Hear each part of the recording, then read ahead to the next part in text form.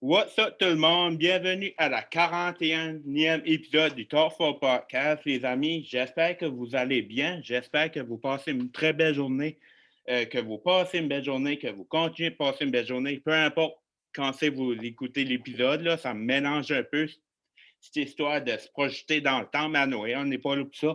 Euh, ouais, j'espère que vous passez une belle journée. J'espère que tout le monde se comporte bien.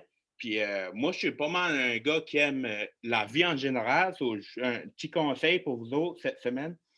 Profitez des petits moments de la vie quotidienne, les amis. C'est ça que je peux vous dire parce qu'on ne sait jamais quand ça s'arrête. Puis moi, je suis vraiment un gars optimiste dans la vie. Puis j'aime ça, voir répandre la positivité. Puis c'est pas mal ça. Puis avant d'aller jaser avec mon invité de cette semaine pour la 41e épisode du Talk Podcast. Parce que oui, les amis, auditeurs, auditrices, j'ai un autre invité. Hey, vous êtes pas mal chanceux. C'est quasiment des invités back-to-back. Là. Hey, vous êtes chanceux. Un gros shout-out à Acadipod pour Acadico. Acadipod, c'est quoi ça, Acadipod, Sébastien? Je te dis ça right now. Acadipod, c'est le répertoire des podcasts acadiens néo-brunswickois. Que ce soit, tu as des besoins de découvrir d'autres podcasts acadiens, découvrir d'autres personnalités, d'autres personnes. Toujours le fun de rencontrer des nouvelles personnes. Dans le fond, ça me fait actualiser à chaque jour de ma vie, puis j'aime pas mal ça. So, ouais, c'est pas mal un bon site si vous avez besoin d'écouter. Ben, si vous avez besoin, ben moi, j'ai besoin d'écouter des podcasts, là, c'est dans mon style de vie, mais on est une belle gang à cadipod.ch, le plug encore. Shout out.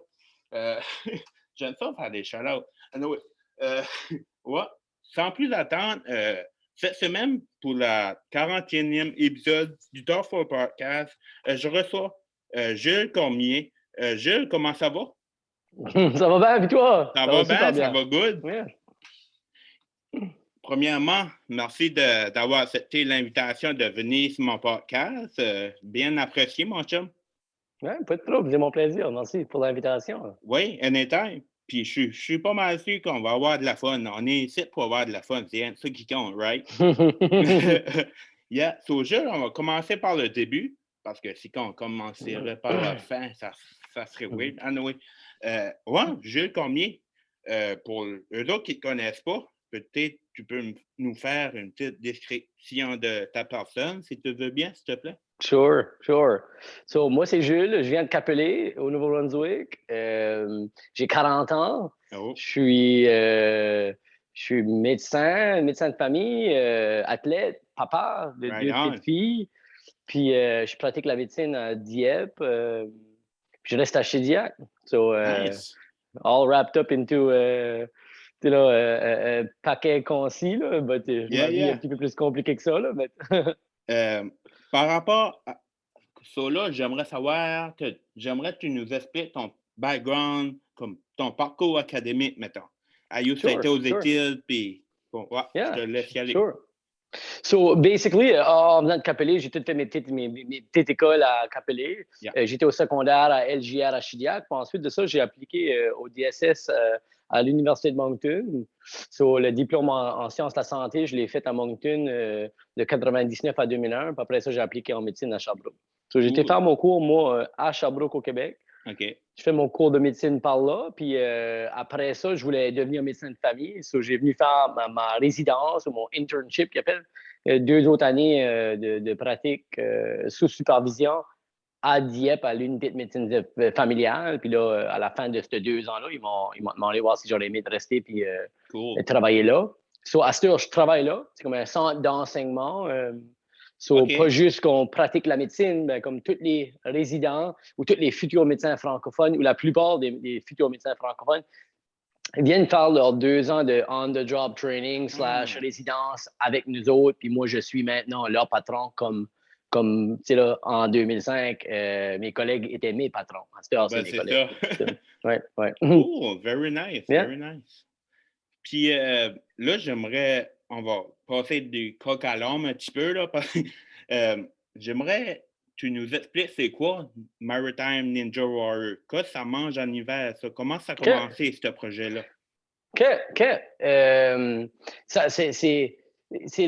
C'est sûr que ça fait peut-être 2-3 ans que j'ai le groupe sur Facebook. C'est probablement là que les gens m'ont découvert, mais il y a une histoire qui va beaucoup plus, qui est beaucoup plus vieille que ça. Probablement 12-13 ans passés, mon grand frère Luc m'a dit, Gars, Jules, j'ai vu ce show ici sur la télé, tu devrais regarder ça, ça s'appelle American Ninja Warrior. Yeah, Puis dans le fond, là, comme moi, j'avais jamais trop entendu parler de la show, mais j'étais un gars, moi, qui adorait, quand j'étais jeune, American Gladiator. Là. Je sais pas si je suis peut-être plus vieux que toi, Sébastien, là, mais non, comme, je connais. J'écoutais ça, moi, pareil. C'est ça, la wrestling, puis comme les acrobaties, puis tout. So, dans le fond, j'ai gardé cette émission-là, la première ou la deuxième saison d'American Ninja Warrior, puis j'ai fait tabarouette, ça serait tellement cool, ça fit tellement dedans, tu sais, là, comme mes qualités d'athlète, mes forces, mes intérêts. Finalement, j'ai juste commencé à, pour le fun, m'entraîner. Mon genre de plan d'entraînement a changé pour un petit peu comme faire plus de pull-up, faire plus de grip.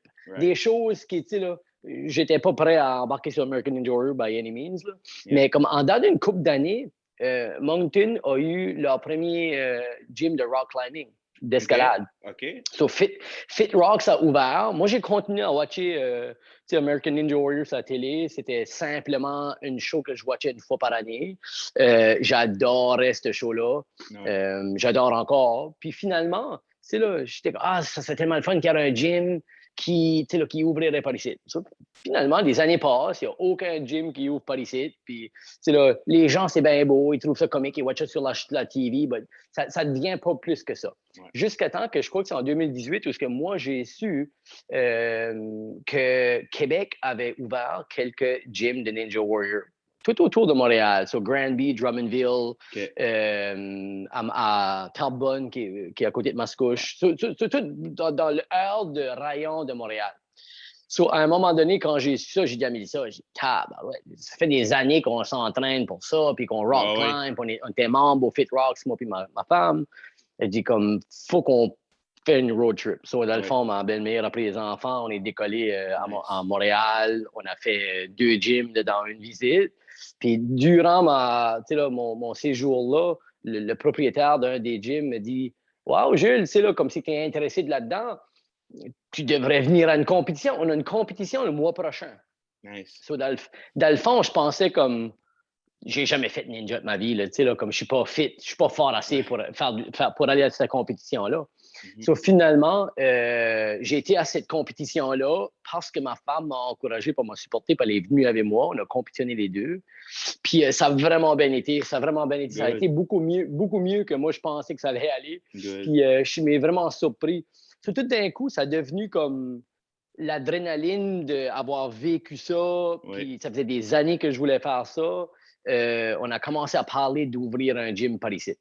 Là, on est un petit peu entrepreneur. Moi, ma femme appartient à une entreprise. Puis c'est là, comme nous autres, pareil, moi, pareil, on the side. On pourrait peut-être ouvrir un gym par ici. Ah bon. Ben là, COVID est arrivé, right? Yeah. COVID a frappé ou je devrais dire, le monde a fermé le 13 de mars, je pense, la semaine après ma 3e compétition de ninja. J'étais au Québec faire du ninja, puis c'était comme genre à une compétition à Mascouche, puis la semaine d'après, la pandémie s'est fait annoncer. Dans le fond, tous nos plans ont comme changé. Puis là, Mélissa m'a regardé et elle a dit, tu sais, là, le budget que tu avais pour considérer ouvrir un gym, elle dit, pourquoi est-ce que tu ne bâtis pas quelque chose ici? Oui. Tu sais, là, pour les gens qui ont vu mes vidéos, j'ai transformé. Puis dans le fond, je suis assis dans mon garage tout de suite. Mon garage est devenu un gym de ninja. Ça fait dans le fond, j'ai un mur d'escalade.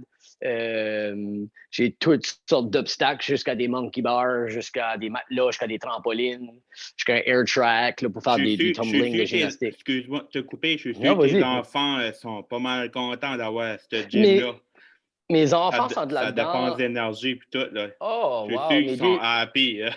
Oui, mes 2 filles ont 6 puis 8 ans. Ma plus jeune mange la gymnastique à tous les jours. Elle a passé au moins une demi-heure, 1 heure à matin à faire des flips, puis des cartwheels, puis des rondades sur les matelas. Elle a passé 2 heures hier. Comme tous les jours, on est dans le gym. Puis, tu sais, là, finalement, c'est Mélissa qui m'a encouragé. Elle dit, si tu veux essayer de faire grossir le sport par ici, c'est un sport qui est largement inconnu. Elle dit, juste commence à faire des vidéos, tu sais, là, commence à faire des vidéos, poste-les. Peut-être ça intéressera le monde. Puis finalement, tu sais, là, au fil des derniers 2 ou 3 ans, mon groupe a monté à 700-800 personnes. Nice. Puis, tu sais, là, j'ai beaucoup de bons feedback par rapport à ça. Puis comme moi, ça me tient accountable aussi, où ce que, tu sais, là, si que ça fait une semaine que je n'ai pas posté rien, je me dis, OK, Gilles, tu as besoin d'une bonne session de ninja, au moins faire une vidéo, puis de garder le following aller. American Ninja Warrior joue right now sur la télévision tous les lundis, je crois. Là, à un moment donné, j'aimerais juste qu'une fois que la pandémie soit finie, d'être capable d'ouvrir mes portes puis de laisser du monde venir expériencer ça. Puis, moi, j'irais. Puis peut-être que des années dans le futur, peut-être qu'à un moment donné, il y a quelqu'un qui voudrait là, ouvrir un gym. Ou, j'ai venu tellement excité d'ouvrir un gym. Mais c'est quoi, les années ont passé à cette heure depuis que COVID est commencé. Puis moi, je suis comblé, j'ai un gym de ninja dans ma maison. Puis j'en ai bâti un autre dehors. Là.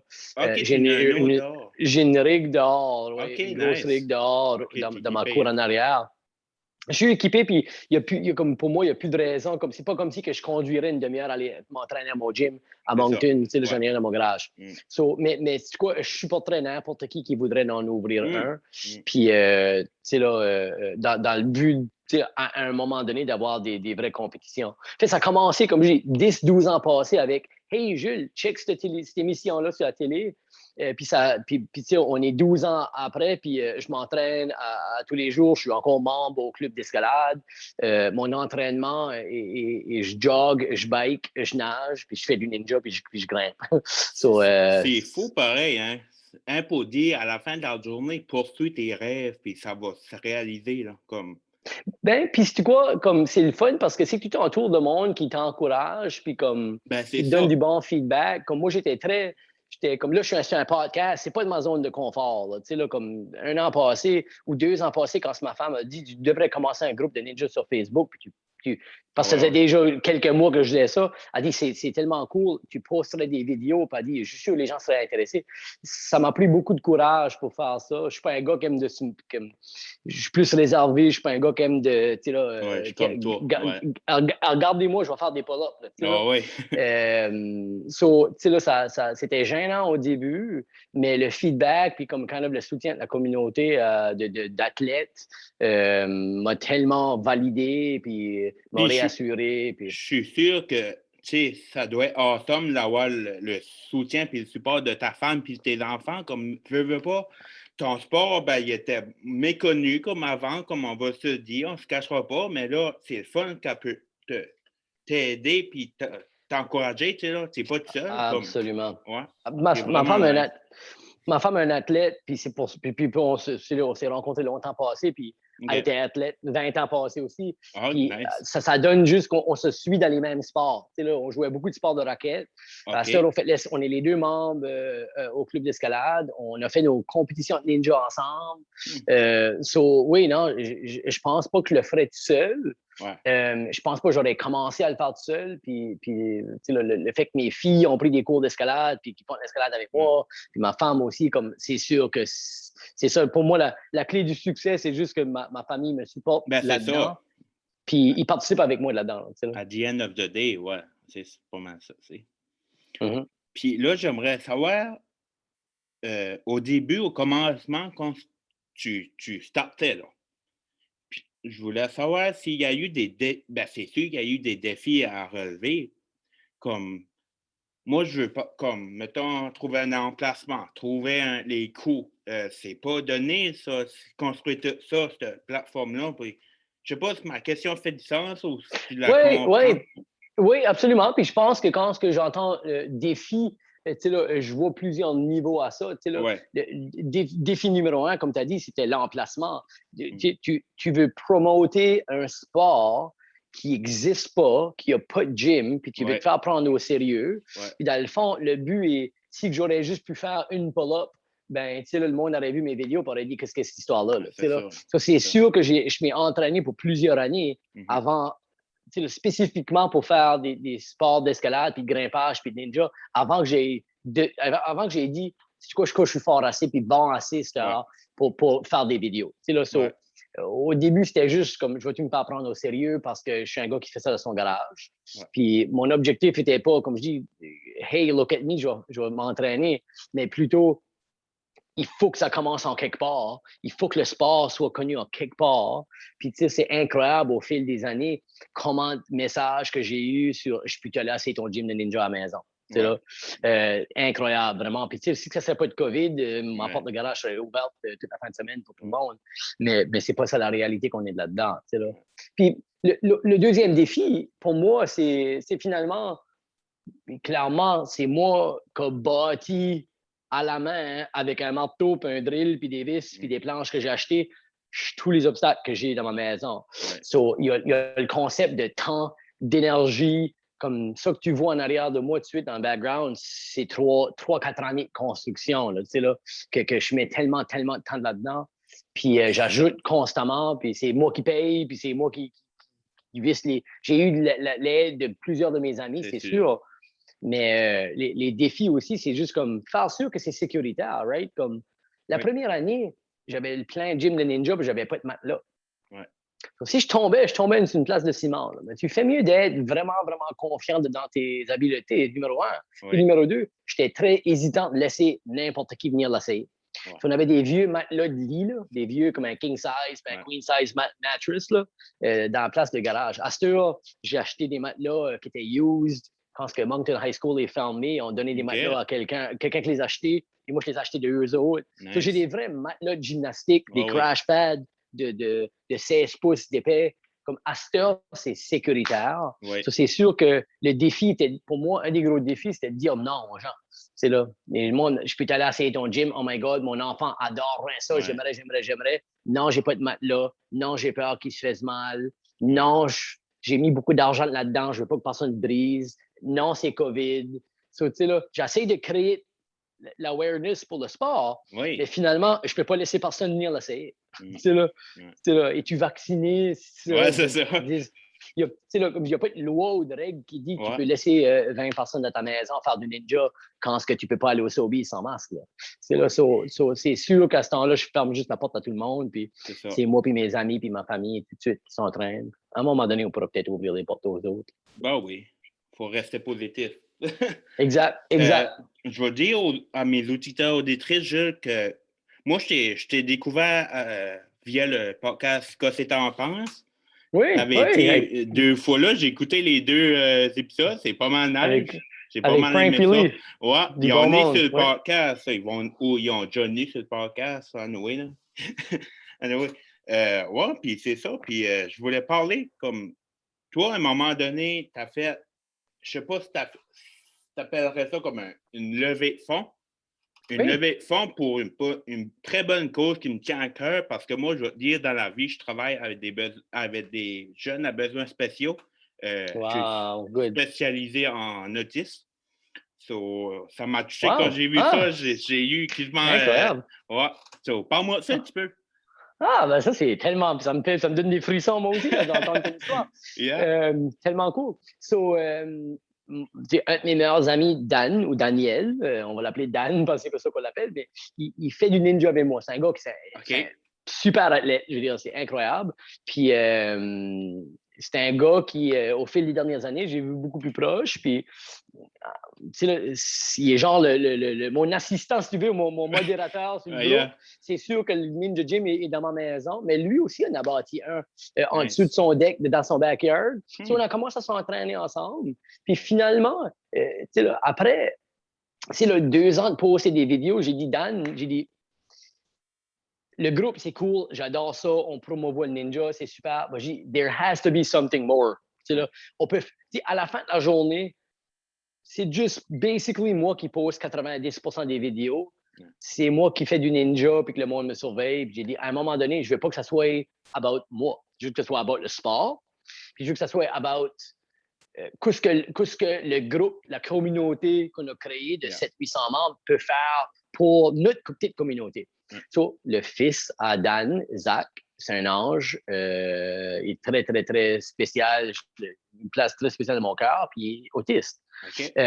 Oui, c'est le fils à Dan. So, j'ai dit à Dan, j'ai dit, qu'est-ce que tu en penserais qu'on ferait quoi de fou comme une levée de fonds? On ne savait pas c'est quoi ça allait être, une levée de fonds. Un de mes bons amis, Jeff, travaille pour une compagnie qui vend des T-shirts. So, j'ai dit, on pourrait demander à Jeff, il pourrait peut-être nous faire un logo, on pourrait vendre ça. Puis, tu sais, tout 100% des profits, là, on n'a pas gardé un cent. 100% des profits iraient pour, pour l'autisme. So, dans le fond, Dan a dit, ben, regarde, il dit, moi, j'ai déjà été au centre d'autisme, centre de ressources pour l'autisme, au Autism Resource Center à Moncton. On fait la marche pour l'autisme à tous les années. Il dit, je vais les appeler. Oui. So, il les a appelés, puis à cause de COVID, c'était Autism Walk, je pense que ça s'appelait, l'activité annuelle, ou ce qui est une levée de fonds annuelle, marche de 5 km ou je sais pas quoi pour les levées de fonds. La directrice du centre dit, à cause de COVID, la marche a été annulée. So, elle dit, c'est quoi, n'importe quelle aide que vous pouvez nous donner va être très appréciée. Et j'ai dit à Dan, c'est un signe, parfait, on continue. On s'attendait, tu sais, à ramasser 5, 6, 700 $. Puis moi, je m'avais dit, puis Dan aussi, car si on voit que ça floppe, là, puis c'est levée de fonds ne va pas nulle part, là, au pire, on donnera une couple de centaines de dollars, nous autres mêmes, pour que ça évalue la peine. Hein, Je m'attendais de vendre des T-shirts à mes proches amis. Je m'attendais qu'on allait peut-être vendre 30, 40 T-shirts. Puis, tu sais, là, la marge de profit sur une T-shirt n'est pas grande. Donc, c'est aussi que ça te coûte, si tu la vends 20 $, ça te coûte 14, mais tu as fait 6 piastres une T-shirt. Tu sais, là. Finalement, on a commencé ça un samedi matin. Zach a fait des vidéos là, pour présenter la levée de fonds, le fils à Dan, pour quelques semaines avant. Puis finalement, quand on a lancé la levée de fonds, on a vendu, puis vendu, puis vendu, puis vendu. Puis ça a pris une équipe de 4, puis un Excel spreadsheet pour 10 tracks de les 10 différents choix qu'on avait avec toutes les différentes sizes. C'était beaucoup plus complexe que je pensais que ça allait être. Mais on a eu de l'aide. Ma conjointe m'a aidé. Mélanie, la conjointe à Dan, nous a aidé. Puis finalement, on a présenté un chèque pour au-dessus de presque 4 000 $. C'était 3 750, je pense. Puis après ça, on a eu comme un autre 300 $ après qu'on a présenté le chèque. Ça finit par être au-dessus de 4 000 $ de profit. Si tu gardes au prix par T-shirt, puis la marge de profit, tu peux juste imaginer comment de T-shirts qu'on n'a pas lui vendre. Puis ça que j'ai trouvé tellement spécial, le plus spécial de tout, c'était que c'était pas des individus qui achetaient des T-shirts, c'était des familles. La famille disait, moi j'en veux un, ma conjointe en veut un, j'ai un pour les enfants. Puis là, Zach va à l'école MFB à Chidiac, la petite école qu'on dit. Puis comme il y a eu beaucoup de support des gens de son âge qui voulaient donner de l'argent. Finalement, on a présenté un chèque de 4 000 $ à le centre d'autisme, puis ça a payé pour tous les projets puis les camps d'été pour l'été. Ils ont ouvert comme des genres de camps d'été. J'ai des frissons! J'ai des frissons! Ben, j'en ai moi aussi. parce que ça a commencé avec il n'y a pas de groupe de ninjas sur Facebook. Je vais ouvert un, on va être 5-6 gars qui aiment Ninja Warrior, puis on va s'entraîner, puis on va se motiver en se montrant des vidéos. Tout d'un coup, en date de 6 mois, on a 100 membres. Tout d'un coup, on est 2 ans et demi ou 3 ans après, on a 700-800 membres tout de suite. Puis là, on a fait une levée de fonds de 4 000 $ pour aider des gens. Moi, la générosité des gens m'a tellement impressionné. Bravo à vous autres. Bravo à vous autres. Ça m'a fait mon bonheur de faire ça. Puis pour moi, ça a justifié tout le temps, toute l'énergie, tout le travail, chaque obstacle que j'ai bâti, chaque session d'entraînement. En tout cas, ça a tout valu la peine pour donner ça, pour donner cet argent-là. Puis c'est nice que la communauté a contribué aussi. On a des gens partout au Canada. Là. Notre dernière vidéo qui a été share sur Facebook a été vue comme au-dessus de 5000 fois. Puis on a des gens des États-Unis qui ont acheté des T-shirts. Nice. Moi, je suis dans des compétitions virtuelles avec la Canadian Ninja League. Des gens partout au Canada. Il y a des ninjas de l'autre bord du pays, de BC, qui ont acheté des T-shirts. Qui ont fait des dons. C'est juste incroyable comment est-ce que regarde, on se fait bombarder de levées de fonds tout le temps. Il y a une levée de fonds pour ça, puis une levée de fonds pour ça. Je comprends que c'est pas tout le monde qui aurait voulu donner, parce que peut-être qu'ils ont donné 20 $ à une société du cancer la semaine d'avant. Puis pas tout le monde a de l'argent à donner. Ouais. Le fait que les gens ont sorti en si grand nombre et ont donné si généreusement dans le contexte, en tout cas, j'étais blown away puis je suis encore surpris qu'on a pu lever autant d'argent. Ça, c'est nice, c'est very nice parce que, tu sais, à la fin de la journée, c'est fun de savoir que la communauté embarque avec toi dans un projet que personne ne connaissait avant, tu sais, là. Puis c'est nice parce que moi, j'ai tout le temps dit, une société, il faut que ça s'entraide, right? Il faut qu'on s'entraide un à l'autre pour faire soulever les autres, puis nous-mêmes, dans le fond, mais ça, c'est vraiment nice, ça. Ça, un gros shout-out à vous autres, puis j'ai vu ça, je te dis, man, j'ai quasiment broyé. C'est quoi, broyé, puis sais-tu quoi, j'ai fait un don.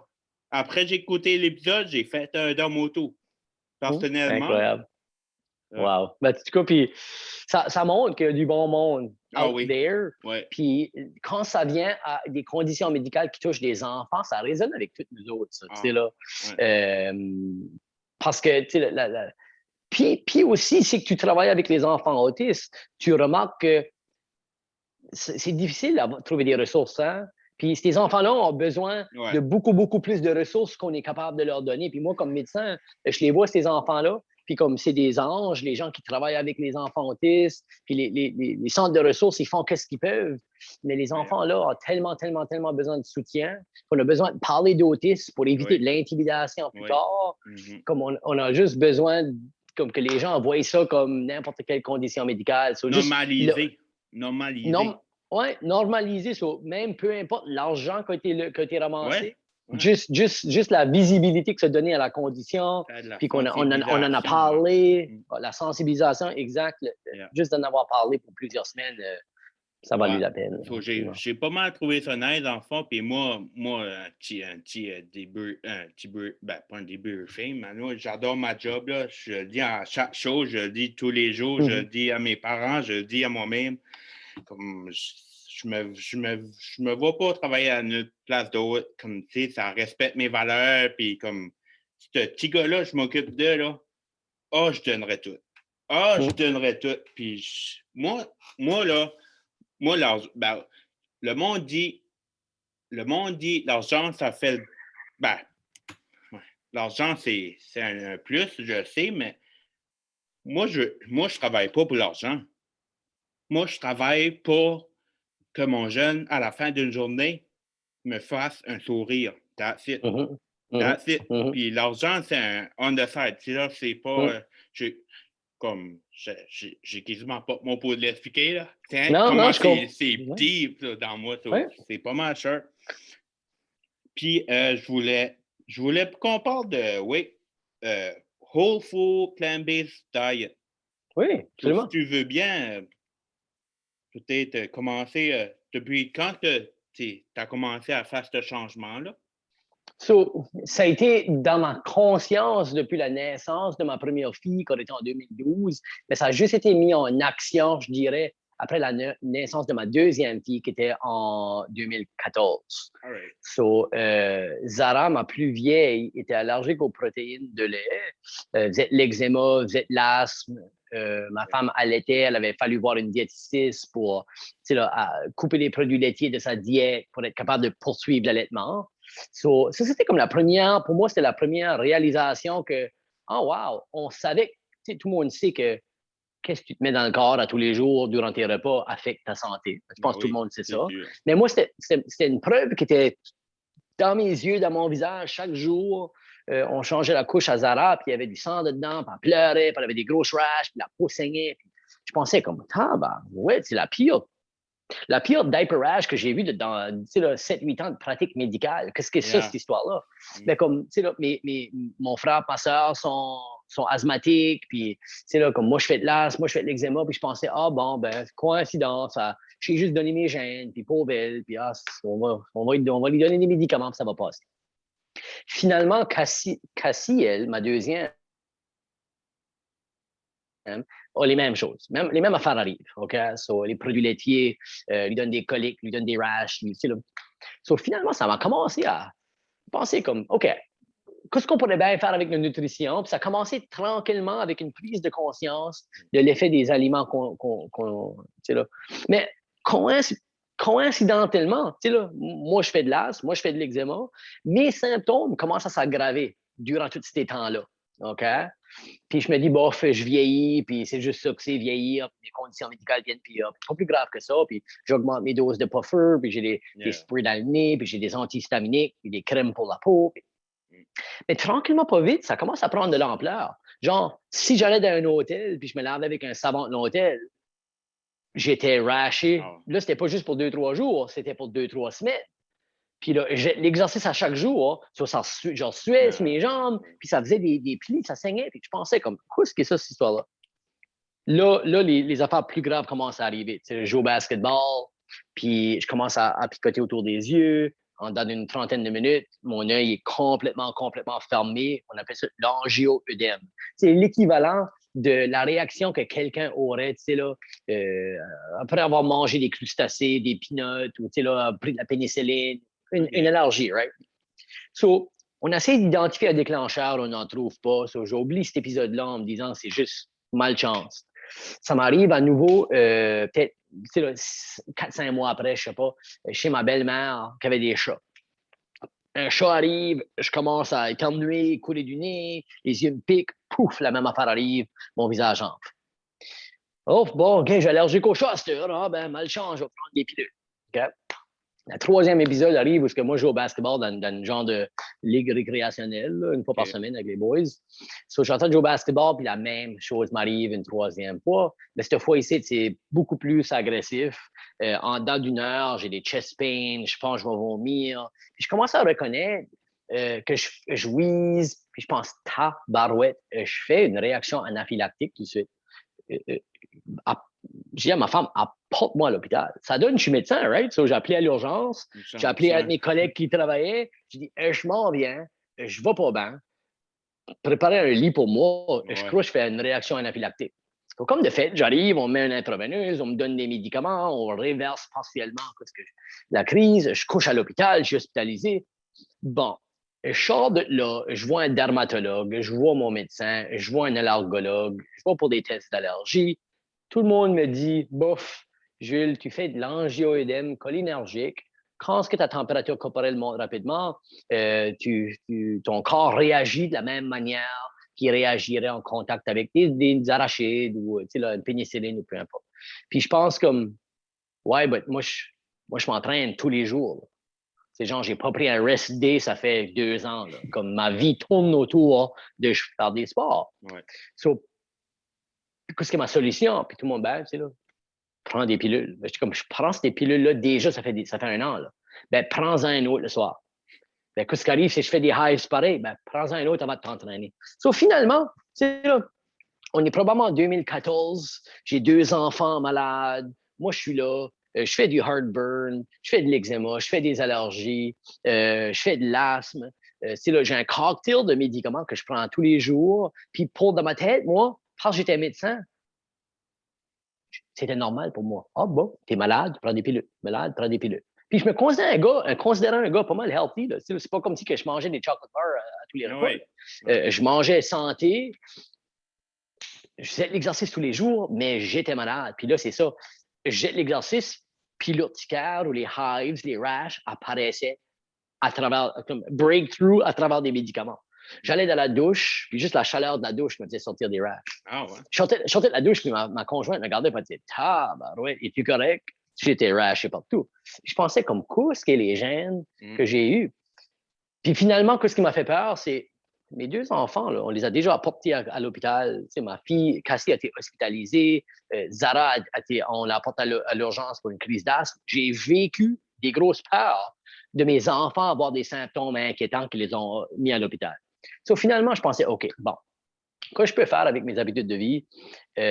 Par-dessus ce que je fais déjà. Il doit y avoir des aliments magiques, des genres de superfood que je peux manger pour essayer de... Ça commence avec ça. J'ai commencé par lire la littérature médicale, la recherche en nutrition. Puis j'ai comme dédié probablement les derniers 10 ans de ma vie à ça. Oui. Puis finalement, tout pointait vers la whole food plant-based diet. plus en plus que je lisais, plus en plus que je réalisais que il y a des grosses études. Là. Il y a des études sur des 40, 50, 60 000 personnes qui ont été faites sur des gens qui ont des patterns d'alimentation, là, soit végétalien, végétarien, puis les bénéfices au niveau de la santé. So, moi, dans le fond, ça a commencé ma transition. J'ai commencé par couper certains produits. J'ai été très doucement, mais en dedans de à peu près 18 mois, j'avais transitionné d'une diète omnivore, là, manger du steak, de la viande, des hamburgers, des hot dogs comme tout le monde, à une diète 100% végétalienne. Puis pas juste les conditions médicales à moi, mais les conditions médicales à mes enfants se sont complètement disparues. So, je prends 0 médicament en star. Je prends plus de médicaments de reflux. J'ai pas pris mes pompes d'as, ça fait depuis au fait de 5 ans, je crois. Pas de crème d'eczéma, pas de spray dans mon nez, pas d'antihistaminique. Je fais l'exercice. Ma pire peur, c'est la première compétition de ninja. Moi, je monitor mon heart rate dans tous mes entraînements. Puis mon compétition de ninja, j'étais à 185. C'était parmi les plus hard heart rate que j'avais eu dernièrement. La sueur me coulait. Puis je pensais, si je suis pour faire une réaction anaphylactique, ça va m'arriver aujourd'hui. Puis j'ai fait ma première compétition de ninja. Puis je filais parfaitement bien. Pas de symptômes, pas d'asthme, pas d'eczéma, rien.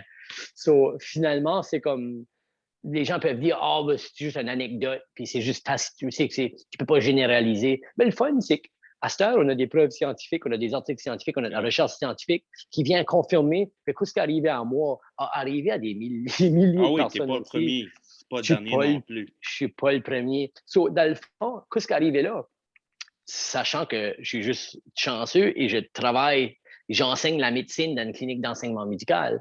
Mon but a devenu tu sais, là, sensibiliser les gens par rapport à les bénéfices de juste améliorer leur nutrition. J'essaye pas d'imposer mes valeurs, de couper la viande, la viande est le diable, puis il faut arrêter de boire du lait puis manger du fromage, mais plutôt, tu sais là, augmenter la quantité de bonnes choses que tu manges, puis avec le temps, si tu trouves des recettes puis des beaux mets qui augmentent la quantité de plantes, ça va faire moins de place pour les choses moins santé, right?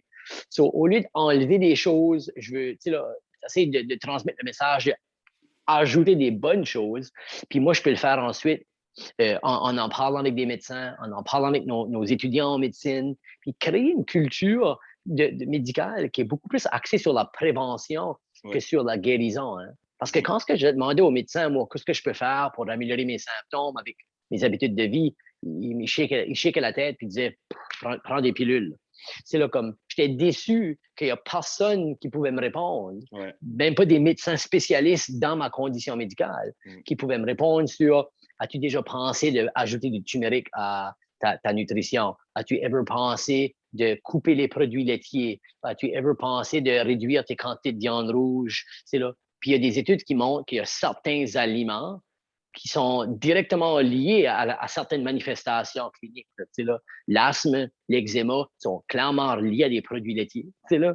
Puis dans le fond, comme on n'en parle pas, on n'en parle pas avec nos patients, on n'apprend pas ça au cours de médecine. Puis là, moi, mon but à cette heure, c'est d'enseigner ça aux gens, puis d'essayer d'augmenter les sensibilités. Parce qu'à la fin de la journée, c'est une question d'habitude. C'est qu'une question d'habitude, puis il faut prendre des bonnes habitudes saines de vie, puis comme ça va bien aller. Là, puis changer les habitudes, c'est le fun. À l'école de médecine, j'enseigne aussi le cours de processus de changement. Hein. Puis ça donne juste que c'est un des cours que je donne. Puis changer un comportement, c'est difficile. C'est difficile parce que il y a des étapes à franchir, OK? Puis, on va choisir, la nature humaine, c'est on va choisir le comportement comme moins de friction ou comme moins de résistance. So, tu sais, là, si que je te dis, moi, il faut que tu passes 45 minutes à faire ton déjeuner le matin, à cuire un déjeuner, ou tu peux juste passer en avant du Tim Hortons, qui est juste à côté de où tu travailles, puis te ramasser un ice cap et puis un muffin. La plupart des gens vont choisir l'ice cap et le muffin. Encore plus, c'est que ça coûte 3 $ pour ça, puis ça coûte 10 $ pour te faire un repas santé. So, c'est sûr qu'il y a une motivation, il faut qu'il vienne, puis une détermination, il faut qu'il vienne à l'intérieur de la personne, de vouloir changer. Puis c'est pour ça que moi, dans le fond, j'aime aider des gens qui sont prêts à changer, puis les gens qui ne veulent pas changer, j'aime au moins les sensibiliser sur les bénéfices de changer. Puis à un moment donné, si ils sont prêts, je serai tout le temps là pour les conseiller. Là, tu sais. Ouais. C'est ça, parce qu'à la fin de la journée, là, j'ai eu un blank, là. Quoi je voulais dire? Ça, c'est étonnant comme ça m'arrive. Ça t'arrive, tu sais? Ça nous arrive tout. Ça m'arrive moi pareil, Ouais. Ouais, c'est ça que je voulais dire. Moi, je suis pas mal un gars reconnaissant, comme j'ai dit à l'intro, puis reconnaissant de tout. Là, je suis pas mal reconnaissant de ma famille, de moi, de ce que je suis devenu, parce que je vais faire un petit descriptif de ma personne. Mhm, mhm, mhm. Moi, avant, comme avant au primaire puis secondaire, j'étais un gars gêné, beaucoup réservé, puis je me reformais dans ma coquille, puis j'étais beaucoup tout seul, puis je voyais pas comment je peux phraser ça. Je pouvais pas me voir, j'étais pas accroché à quelque chose dans la vie. Je vais te dire franchement, Ouais. je voyais pas le feeling d'appartenance à quelque part, tu sais là. Puis Puis là, des années en année, puis moi, il faut mentionner que, puis mes auditeurs le savent, pareil, j'ai un trouble d'anxiété généralisée. So, je fais de l'anxiété pas mal régulièrement. Mais sais-tu quoi? Je suis content de faire de l'anxiété. Sais-tu pourquoi? Parce que ça fait la personne de qui je suis. Puis il n'y en a Mhm, pas il y en a juste un Sébastien Doiron. mhm, C'est moi. mhm. Il faut être grateful. C'est tout des petites choses comme ça qui me motivent à être la meilleure version de moi-même à chaque journée, right? Et puis, une fois que tu as l'anxiété, tu as décidé, évidemment, de faire un podcast, quelque chose qui est clairement anxiogène, C'est vraiment qui crée... beaucoup. Oh, oui. j'ai pas de doute parce que, comme je dis, moi, Oui. la première fois que j'ai mis une caméra sur moi, j'étais vraiment mal à l'aise. Non, Puis je me considère un gars qui fait pas d'anxiété. So, ouais. j'imagine quelqu'un qui en fait, Mm. c'est là, ça prend doublement de motivation, de détermination, puis Puis de... le jugement des autres, qu'est-ce qu'ils vont me dire, qu'est-ce qu'ils vont Oui, penser. Qui sont comme, hey, buddy, à la fin de la journée, be you, puis that's it, là. That all matters. Là. c'est ça. Puis à la fin de la journée, je pense que du temps que tu vas, comme exemple, faire ce podcast ici, j'imagine que ça peut juste faire que augmenter ta confiance. Oh, Puis, tu sais, là, sûrement. Oh, oui. tu rencontres du nouveau monde, tu entends des J'ai plus de histoires, tu parles. facilité. Oui, J'ai plus ouais, de parce que juste le. facilité à dialoguer avec le monde parce que, tu sais, ça que je fais, le podcast, je parle. Ben, puis juste nommer, il y a beaucoup de monde qui évite. So, bravo à toi parce qu'il y a beaucoup de monde qui Merci. éviterait de vouloir dire je fais de l'anxiété. Ah, moi, je suis bien So, ouvert. ouais, Ouais. c'est ça. Puis le fait que tu es un open book puis tu le Ouais. mentionnes, c'est le fait que tout de suite, toi, tu normalises dans ton propre cerveau que c'est correct, je peux still vivre une vie normale malgré ça. Oui, Tu sais, oui, là. oui. Oh, oui, j'ai still une excellente qualité de vie, c'est pas ça que je dis. Puis je pense que je suis bon dans mon métier, pas pour me braguer, là, mais je pense que je suis bon dans ma job, je suis bon dans mon travail parce que j'ai vécu. Je l'ai vécu, ça. Ces défis-là, Mhm, puis ces problèmes-là, puis ça, je les comprends somehow. Je sais pas si ça mhm. fait du sens. Ça fait 100% de l'allure, ça. Ouais. Absolument. Puis, ouais, c'est pour ça, ça me tient beaucoup à cœur, ce que je fais, puis je suis grateful pour tout dans la vie. So, ouais. So, Mais ton ça, background, tu as sûrement créé de l'empathie où tu es capable de te mettre dans les oui, souliers. Tu oui, es capable de te mettre dans les souliers des autres qui vivent une situation absolument. difficile. Oui, Ouais. 100%. Puis là, on a fait une grosse tangente, là. On va revenir sur Tu le vois? plant-based, là. J'aimerais qu'on parle, parce qu'on sait qu'il n'y a pas juste plant-based dans la vie. Il y a plusieurs comme sortes, là. Moi, je des sortes, là, Mhm. je sais pas. Oui, non, non, je sais ce que tu veux Il y dire, a oui. vegan, vegetarian, si je peux les dire. Vegetarian, vegan, plant-based. So, j'aimerais que tu m'expliquerais la différence entre ces... OK, en les So, différents termes. ouais. Parfait. Si qu'on garde avec, tu sais là, une diète, commençons végétarien parce que c'est la moins, c'est la Yeah. restrictive. Une diète végétarienne, c'est une diète où ce qu'on va pas manger, je pourrais te dire, on va pas manger rien qu'une mère ou à part. Tu sais là.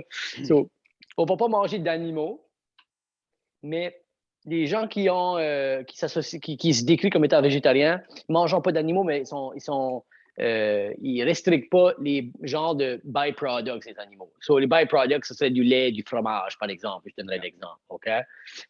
Contribue pas nécessairement à la mort de l'animal, mais définitivement, il y a un petit peu comme il contribuerait à l'exploitation de l'animal quand même. So, une diète végétarienne, c'est une belle transition vers une diète santé parce que, puis la plupart des études montrent que juste adopter une diète qui est sur le spectrum où on va vers une diète végétarienne diminue le risque de beaucoup de conditions médicales. So, quand ce que je dis je suis végétarien, je ne mange pas d'animal, mais je permets quand même du lait, du fromage. Puis il y a des sous-types comme ovo-végétarien qui mange des œufs ou pesco-végétarien qui mange des poissons. Puis ensuite, végétalien, dans le fond, il faut plus voir ça comme un lifestyle qu'une diète. C'est que les gens disent « je suis végétalien ». Pour moi, qu'est-ce que ça veut dire? Ça veut dire c'est je vis une vie qui minimise la cruauté aux animaux de toutes les sortes. Jusqu'à dire mon jacket n'est pas en cuir, parce que le cuir, ça vient des animaux. Si que je dis je mange une diète végétalienne, puis je fais vraiment référence à la diète, puis pas au lifestyle, la diète végétalienne en est une qui contient aucun animal ni produit animal. Qui veut dire que si ta recette contient de la poudre de lait, moi, j'évite ça. C'est ça qu'un végétalien ferait. OK? So, pas de byproducts d'animal non plus. Mais une diète végétalienne, si que je dis je mange une diète végétalienne, je te dis pas qu'est-ce que je mange, je te dis juste qu'est-ce que je mange pas. OK? So, quelqu'un qui dit je suis une diète végétalienne, dans le fond, peut manger des frites, des Oreos, puis des Twinkies, puis je sais pas, des Oreos sont vegan, je sais pas about des Twinkies, là. mais comme peut manger une diète qui est relativement pas bonne pour ta santé quand même, puis se considérer végétalien. Quand on parle d'une plant-based diet, une plant-based diet, dans le fond, c'est une sorte de diète végétalienne. C'est là, beaucoup de gens qui disent « je mange une plant-based diet » vont juste pas manger de viande ou de produits laitiers ou de byproducts, mais ils vont peut-être être un petit peu plus lenient pour ça met may contain milk dans ma recette. Ils vont peut-être pas éviter cette nourriture-là. Right? Quand on parle d'une plant-based diet, elle peut still être highly processed. Okay? Tu peux acheter des protein bars qui disent plant-based. Tu peux acheter des saucisses au Tim Hortons qui disent plant-based. Comme plant-based veut dire fait avec des plantes, à base de plantes, mais fait pas référence à comment raffiner que la nourriture est puis comment processed que c'est. So, plant-based, c'est probablement quand même plus santé que d'autres diètes, mais il reste que les aliments raffinés, des huiles font beaucoup partie de cette nutrition-là. Tandis que quand les gens entendent une diète à base de plantes entières, qui est une whole food plant-based diet, on s'entend que la diète-là tourne autour des plantes, mais des plantes minimalement raffiné. OK? So, je te donne un exemple. Je mangerai des olives, mais je n'utiliserai pas l'huile d'olive. L'huile d'olive, c'est un aliment raffiné, right? On a concentré toute l'huile d'une olive de plusieurs olives pour faire une huile. So, moi, je dirais que 90% de ma nutrition est whole food plant-based diet, qui veut dire que c'est des aliments qui sont presque pas raffinés du tout. Je mange des patates, des sweet potatoes, n'importe quel fruit, n'importe quel légume, des noix, des graines, des légumineuses, des haricots, des pois chiches, dans leur forme non raffinée. OK? Puis c'est sûr, par exemple, que j'ai déjà mangé une protein bar, puis j'ai une plant-based protein powder, qui est un aliment raffiné, puis une fois de temps en temps, mon plant-based hamburger, il colle moins dans ma panne si je mets un petit peu d'huile d'olive. So, le but n'est pas d'être extrémiste. Je pense que le but, c'est de comprendre que le plus que tu es, c'est le spectrum de produit animal à la gauche jusqu'à là-bas l'autre bord, qui est whole food plant-based. Le plus tu t'en vas vers le spectrum à droite, whole food plant-based, le plus de bénéfices tu vas avoir. So, c'est sûr que moi, je suis dans un équilibre où je te dirais ma diète est presque toute whole food plant-based. Mais c'est sûr que j'ai 2 enfants, OK, qui ont une diète aussi plant-based, mais qu'on leur laisse avoir des aliments raffinés pareil parce que le but, c'est pas d'être restrictif. Le but a toujours été ajoute le plus de légumes, le plus de fruits, le plus de plantes, le plus de noix, de graines, le plus d'aliments qui sont prouvés être santé, ajoute-les, puis ils vont naturellement crowder out, ce qu'on peut dire, le reste des aliments moins santé. Puis je veux pas voir ça comme... je dirais que tout de suite, je vis un lifestyle plus végétalien où j'essaie aussi en même temps de minimiser la quantité de produits animaux. Je suis plus conscient de ça à cette heure. Mais quand j'ai commencé, c'était purement la nutrition. Je ne m'aurais pas considéré végétalien, je m'aurais considéré plant-based, qui veut dire que j'ai probablement acheté une ceinture avec du cuir en compte là-dedans, même une fois que j'étais sur une plant-based diet. Là. Dans le fond, comme je pense que la conclusion de tout ça pour moi est le but est simplement d'augmenter la quantité de plantes santé, d'aliments santé nutritifs dans ta diète, plutôt que de couper les viandes ou les produits laitiers. Parce que malheureusement, presque 50% des calories des gens viennent d'aliments raffinés. Right? Des choses dans des boîtes, des choses qui sont faites pour durer sur des étagères pour des années, qui ont des préservatifs. Des Lucky Charms, puis du riz blanc, puis des TV dinner, puis des Hungry Men. Des Hungry Men. Le monde, malheureusement, il y a eu une normalisation de ces aliments-là, puis c'est comme si que les gens sont aveugles à vraiment pas de nutrition qu'il y a dans ces choses-là. Pas juste que les aliments ont perdu leur nutrition, on a fallu leur ajouter toutes sortes de produits préservatifs, colorants pour le goût. On n'a pas juste enlevé le bon, on a mis beaucoup de mauvais. C'est comme si personne n'en parle, puis les gens sont pas au courant parce que tout ce qu'ils font, ils lisent calories. Ils lisent les calories puis les gras, puis ils pensent que ça veut dire santé. Là, Puis à la fin de la journée, c'est une question d'habitude, comme j'ai mentionné, puis comme c'est des baby steps. Tu commences slowly but surely, comme moi j'appelle. Puis, absolument. Comme tu dis, comme tu l'as mentionné, si tu augmentes le plus, ben, ça veut dire que naturellement, peut-être les autres vont diminuer là, d'un sens. C'est ça. Il y a juste moins de place pour les choses moins santé, right? Puis, j'aimerais, c'est sûr, tu as quelques trucs à donner. Si tu donnerais des trucs à comment transitionner ou comment faire ça, peut-être donner quelques trucs. Absolument. Comme, la première affaire que j'entends quand les gens sachent que j'ai une diète végétalienne ou whole food plant-based, c'est « moi, je pourrais jamais manger de la salade tous les jours. » Et je trouve ça comique quand ils disent ça parce que j'ai pas mangé une salade, ça fait probablement 5 ans. Je mange pas de salade. Là, mon premier conseil, ça serait premièrement prendre qu'est-ce que tu manges déjà, puis de voir s'il y a une manière de le rendre plant-based. C'est aussi que tu dis, moi, j'adore des stir-fry. Il n'y a rien qui t'empêche de mettre des pois chiches avec la barbecue sauce ou des haricots avec la barbecue sauce au lieu de mettre ta viande. OK? Si les gens disent, moi, je mange une bolle de céréales, ben, je dis comme, te verrais-tu peut-être changer à du gruau? Puis là, quand je dis du gruau, ben, comme il y a différentes sortes de gruau, il y a ceux-là qui sont dans les paquets avec la saveur déjà mélangée là-dedans. C'est correct, ça. C'est still meilleur que du céréal, right? Souvent, c'est juste de penser à qu'est-ce que tu manges déjà, réinvente pas la roue, essaye de le modifier un petit peu, là. Puis l'autre truc que je dirais, qui est juste mon expérience personnelle, tu l'as dit tantôt, c'est juste d'aller slow. Hein? Puis d'aller slow ne veut pas dire cette semaine-là, je suis végétalien. C'est pas de même, ça marche. Non. Je veux dire, moi, mon premier mois a été, je fais juste moins de produits laitiers. Moi, j'aurais dit une bolle de céréales avec du lait de vache. Ça aurait été comme mon typique repas du matin. J'ai juste changé ça à une bolle de gruau, puis je mettais du lait d'amande. Le lait d'amande dans une bolle de gruau, je le goûtais pas. Puis je m'ai habitué à ça. Puis finalement, comme c'était pas un gros changement drastique, puis une fois que mon déjeuner était comme locked in, là, que j'étais habitué, puis c'était une habitude de ma routine, là, ensuite, j'ai focusé. Puis dans ce temps-là, je donne tout le temps l'exemple que les dernières choses à partir, c'était mon yogourt puis le lait de vache dans mon café. Là, j'avais du lait quand même dans mon café. J'allais au Tim Hortons prendre un café. Là. Il y avait still du lait dans mon café. Je voulais pas être extrémiste, puis je voulais pas être hypocrite non plus en disant aux gens, je suis végétalien, mais je mets du lait quand se passe en garde. J'ai été très honnête about ça en disant comme je contrôle ou je change les variables que je suis facilement capable de contrôler. Puis pour moi, dans ma tête, mon gruau, au lieu de mon céréal, c'était facile à changer.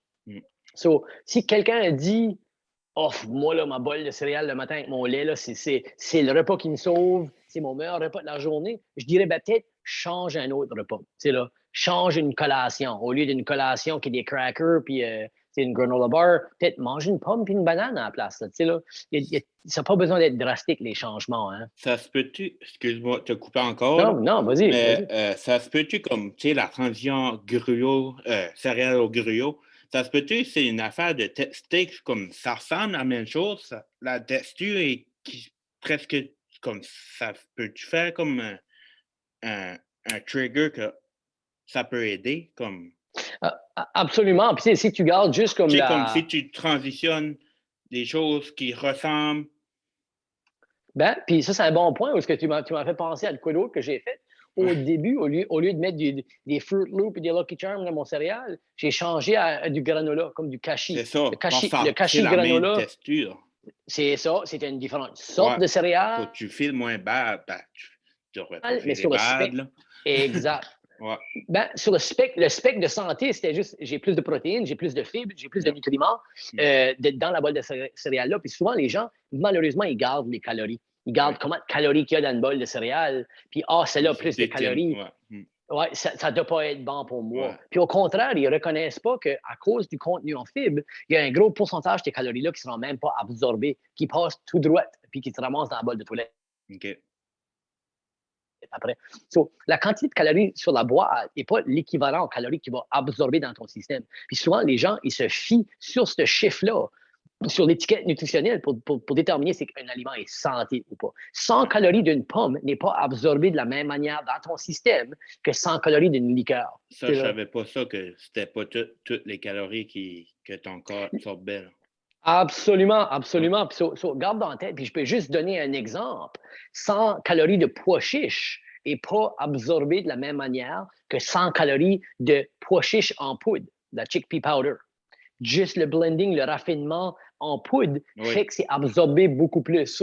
C'est à l'intérieur, le même aliment n'est même pas absorbé de la même manière. Le même aliment, dépendamment de la forme dans laquelle tu le manges. C'est pour ça que nous autres, on mange des pois chiches, on ne mange pas de la chickpea powder. Là. Dans le fond, comme le fibre dedans, puis les protéines,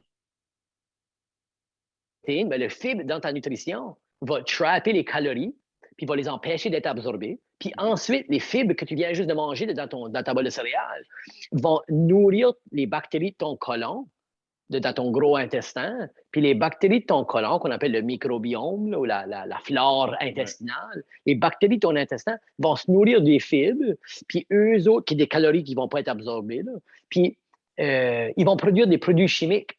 Les produits chimiques-là vont se rendre au cerveau, puis ils vont baisser l'appétit à ton prochain repas. C'est toutes des choses que je me dis, pourquoi ces gens ne savent pas ça? Pourquoi ces gens ne voient pas? On devrait garder le nombre de grammes de fibres dans un repas longtemps avant le nombre de calories dans ce nombre de repas-là. Parce que je m'en souviens, moi, comme je dis, même comme médecin, je m'en rappelle de garder les étiquettes nutritionnelles puis de checker les calories sur la boîte de céréales. Puis ça, c'était le principal déterminant de quelle boîte je l'ai acheté. Et je pense comme c'est pas ça le marqueur principal d'un aliment et sa nutrition. C'est là comme ça. En tout cas, je m'en vais sur une tangente moi aussi, mais tout ça pour dire qu'on a juste besoin d'éduquer les gens sur comment pas juste choisir des aliments, pas se fier sur un manque d'éducation sur qu'est-ce qui met qu'un aliment est santé ou pas. L'exemple, comme je dis, c'est se fier sur les calories. Là. Nice. Tu m'as appris quoi? Tu m'as appris quoi plus haut? Puis il y a tellement Il y a tellement de choses. Il y a tellement de choses que c'est pour ça que j'ai ouvert ce website-là cet été. J'ai pris des vacances durant l'été, puis j'ai consacré tout ce temps-là à créer le website plantbaseddrjules.com. Puis dans le fond, oui, merci. Toute cette information-là est là. Il faut aussi que les gens disent.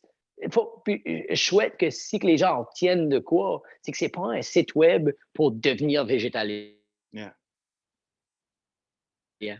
C'est pas un site web pour devenir plant-based. C'est un site web avec des tips et des trucs pour comment manger plus de plantes, puis comment masquer puis cacher des plantes dans les aliments de tes repas, puis dans ceux de tes enfants, pour que simplement tu augmentes la quantité de nutrition dans ton repas. Ouais. Nice. Là, dans tout ça, il doit y avoir des bénéfices à ça, des bienfaits. Tu peux-tu en énumérer une coupelle, s'il vous plaît? Absolument, absolument. So, la première chose, c'est que si on regarde dans les études scientifiques, les gens qui adoptent une diète qui contienne plus de plantes, moins de produits animaux, on est capable de mesurer l'inflammation dans leur sang. Okay? L'inflammation par une prise de sang. On a des études qui montrent que le taux d'inflammation des gens sont diminués, sont plus bas sur une diète à base de plantes. So, comment ça se traduit en vraie vie, ça? Si on regarde la pathophysiologie de l'inflammation, quoi ça veut dire? Moins de maladies inflammatoires. Les maladies inflammatoires, qu'est-ce que c'est? La maladie de Crohn, la colite ulcéreuse, des maladies graves au niveau de l'intestin où ton propre système immunitaire attaque ton intestin. Ces maladies-là sont directement reliées à la santé de ton microbiome, la santé de les bactéries, les bonnes bactéries dans ton intestin, qui est directement reliée à la quantité de fibres que tu manges. Les fibres, c'est le fun. J'ai demandé, fait un petit sondage une fois, j'ai dit, savez-vous combien de fibres qu'il y a dans un morceau de steak? J'ai eu des 2, 3, 5, 8. Il y a zéro fibre. Il n'y a pas de fibres dans la viande. Les fibres sont uniquement dans les plantes. Il y a zéro fibre dans un rien d'animal. Lait, fromage, viande, il y a zéro. So, on voit qu'il y a des maladies qui sont directement reliées à la santé de ton intestin puis de ses bactéries. Puis ces bactéries-là sont uniquement nourries par des fibres. So, dans le fond, plus de plantes tu manges, mieux qu'est la santé de ton intestin, moins de maladies intestinales tu vas avoir, moins de cancer du côlon. Si tu gardes d'autres maladies comme les maladies inflammatoires des articulations, le lupus, l'arthrite rhumatoïde, les maladies de la peau, l'eczéma, le psoriasis. Toutes les maladies inflammatoires sont réduites, sont moins communes sur une diète à base de plantes. Les allergies le sont moins. L'asthme, par exemple, mon asthme étant l'exemple parfait, on voit moins de diabète, moins d'obésité, moins d'hypertension, moins de cholestérol. Il y a des études qui montrent à cette heure que si on a un microbiome en meilleure santé, on diminue les chances d'avoir un TDAH, on diminue les chances d'avoir de la dépression puis de l'anxiété. Il y a des études qui montrent, écoute ces études, c'est bien le fun.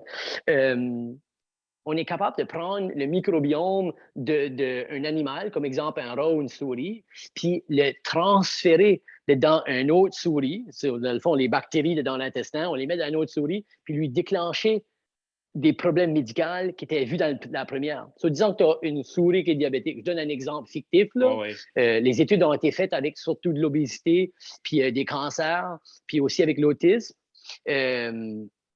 On prend le microbiome d'une souris, on le met dedans un autre, puis tout d'un coup, cette souris-là, avec la même diète, prend du poids. Là, ou développe une maladie inflammatoire que l'autre avait. C'est juste pour dire, il y a tellement un manque d'éducation sur à quel point que chaque aliment qu'on met dans notre corps, tous les jours, joue un rôle majeur dans le développement de maladies chroniques. OK? Regarde, il y a des génétiques là-dedans, puis on sait que 10-20% des conditions chroniques ont un facteur génétique. 10-20% veut dire que 80-90% du développement des maladies chroniques, inflammatoires, allergiques, des cancers, des diabètes, de la haute pression, et ton lifestyle, et pas tes gènes. Là. Ça fait, puis ça, c'est pas une opinion que je vous donne, là, je fais juste régurgiter la littérature scientifique.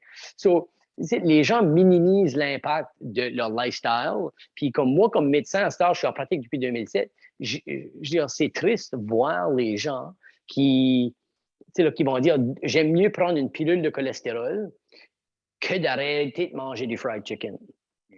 Là, comme les gens veulent une option qui est conveniente et qui est facile, mais qui ne réalisent pas que là, la pilule de cholestérol baisse ton cholestérol. Ne fait rien pour ton inflammation, puis fait rien pour tes fibres, puis fait rien d'autre que baisser ton cholestérol. Tandis que juste changer ton poulet frit pour des haricots, tu augmentes tes vitamines, tes minéraux, tes fibres, tes phytonutriments, puis tu diminues tes chances de maladies chroniques. Pas juste ton cholestérol comme avec la pilule. On se fie beaucoup trop à des médicaments, pas assez à la nutrition, parce que la nutrition attaque toutes les maladies globalement. Ouais. Puis, là, comme je dis, on a des grandes recherches à ce temps qui montrent que le pattern alimentaire diététique d'une personne est un des principaux déterminants des maladies qui vont l'affecter plus tard. Mais quand on a 20-30 ans, on pense pas à quand on va avoir 60, 65. Là, ouais. Vraiment intéressant. Vraiment intéressant. Tu as mentionné une fact about l'anxiété puis ça, j'ai pas pogné ça, excuse-moi. Oui, si qu'on regarde dans le corps humain, OK, il y a une section du cerveau qu'on appelle la blood-brain barrier. Okay? La blood-brain barrier, c'est une zone où le sang vient en contact avec une membrane qui sépare le sang du cerveau. Il n'y a pas beaucoup de choses que le corps alloue de traverser cette membrane-là. Okay? Dans le but de se protéger contre des substances toxiques. Quand on mange des fibres, les bactéries de notre microbiome, ils se nourrissent de ces fibres-là. Puis pour nous récompenser, si tu veux, de les avoir nourris avec des fibres qu'on n'est pas capable de digérer, nous autres comme humains, mais les bactéries peuvent. Les bactéries se nourrissent des fibres, puis en retour, ils produisent 3 produits chimiques. Ça s'appelle des short-chain fatty acids, OK? Ces produits chimiques-là, ils sont ensuite déversés dans le sang, puis ils traversent la membrane. Ils traversent le blood-brain barrier et ils ont des effets sur le cerveau. OK? Qu'est-ce qui arrive à cette heure? C'est qu'on voit les études préliminaires dire les gens qui ont une diète haute en fibres ont plus de short-chain fatty acids en circulation dans leur sang, font moins de dépression, moins d'anxiété, moins de TDAH, moins d'autisme. Leurs symptômes d'autisme sont diminués. Puis, qu'est-ce qui est vraiment, vraiment incroyable, c'est que on n'est pas en train de l'étudier plus. C'est nouveau. Ben, puis par nouveau, je veux dire 15-20 ans. Sache qu'il faut que des études soient en circulation pour des fois 20, 25, 30 ans avant que ça soit accepté comme faisant partie des connaissances de la communauté médicale. Right? So, 15 ans en médecine, c'est nouveau. mais le problème, c'est que pour fonder des études de même, tu peux imaginer combien de millions de dollars que ça coûte parce qu'il n'y aura pas d'argent à faire. C'est pas comme si une compagnie de brocoli va dire on veut investir 2 billions dans faire une étude qui montre que si tu manges plus de brocoli, tu es moins triste parce qu'il n'y a pas de profit à faire. C'est tout pour dire qu'on a des études qui montrent vraiment que la quantité de fibres et de plantes dans ta diète augmente ces short-chain fatty acids-là qui se ramassent ensuite en plus haute concentration dans ton cerveau puis qui affectent la mémoire, puis toutes les sphères de les fonctions cognitives, incluant l'autisme, TDAH, dépression, anxiété. C'est pas juste comme les fibres, c'est pas juste quelque chose que tu manges puis qui sort l'autre bout. C'est ça. C'est là, ça nourrit les bactéries, ils nous récompensent avec des produits chimiques qui affectent notre santé de tête aux pieds. Ce qui m'amène à ma prochaine question, qui vient juste de me popper right now, là, dans ma tête. Je sais pas ce qu'elle est bonne. Dans ma tête, oui. Anyway. Penses-tu que la plant-based whole food, j'ai mis avec ce mot-là, whole food diet, peut améliorer mentalement? Sais-tu quoi je veux dire? Comme pas juste physiquement, ça peut aider dans la tête aussi, puis tu viens de le dire, tu viens de le mentionner. Puis je pense que oui, puis je pense que ce qui arrive, c'est que c'est très, très, très difficile de prouver ça dans une étude.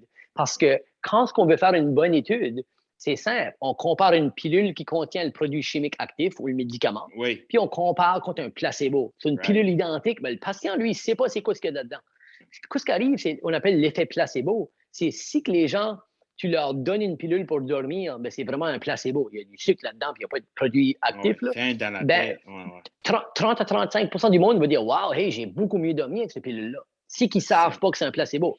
C'est dans la tête. Ça montre juste la force de notre psycho, puis notre motivation, puis notre détermination, puis la confiance de la personne qui te l'a donné, cette pilule de placebo-là. Ce qui arrive, c'est que tu ne peux pas mettre un placebo, tu ne peux pas mettre un repas dans un placebo, dans une pilule. Right? Pour dire, à ce tour, c'est que je dis, regarde, moi, je veux mesurer, c'est que Sébastien est moins anxieux depuis tant qu'il monte la plant-based diet. Bien, juste le fait de faire partie d'une étude, des fois, tu vois des résultats de 20 à 30 d'effets positifs avec le placebo. Juste le fait d'être dans une étude, tu vas peut-être te sentir moins anxieux parce que tu es pris en charge, parce que tu te prends en main, puis tu fais des choses pour t'aider. Right? C'est très, très, très difficile de mesurer ça. Puis c'est ça le challenge avec la nutrition.